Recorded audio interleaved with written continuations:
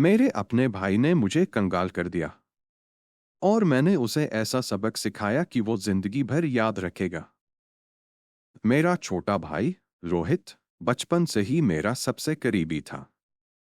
हम दोनों ने एक साथ बड़े होने के सपने देखे थे, एक दूसरे की हर मुश्किल में साथ खड़े रहने की कसम खाई थी। लेकिन शायद ये सब सिर्फ मेरे लिए था, उसके लिए नहीं।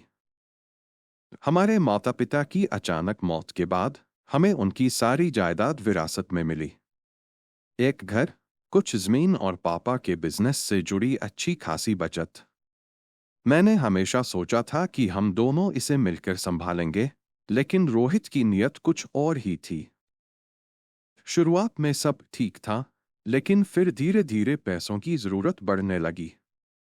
उसने मुझसे उधार लेना शुरू कर दिया और मैंने बिना सवाल किए उसे दिया। जब भी मैंने पूछने की कोशिश की कि वो पैसे कहाँ खर्च कर रहा है, तो उसने टाल दिया। फिर एक दिन मुझे बैंक से फोन आया कि मेरे अकाउंट में ज्यादा पैसे नहीं बचे। मुझे लगा कि कोई गड़बड़ हो गई है। लेकिन जब मैंने बैंक जाकर स्टेटमेंट देखा, तो सच्चाई मेरे पैरों तले जमीन खिसका देने वाली थी। रोहित ने मेरे सारे पैसे निकाल लिए थे।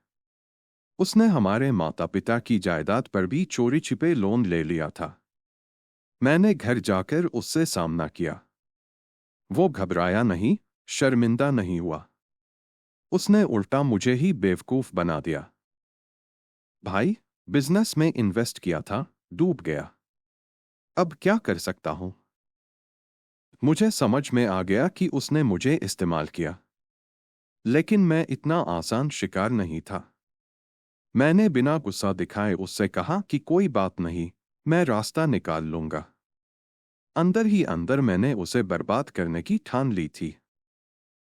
मैंने सबसे पहले उसके दोस्तों से मिलना शुरू किया। उसे शौक था महंगे शौक पूरे करने का, कार, पार्टी, जुआ।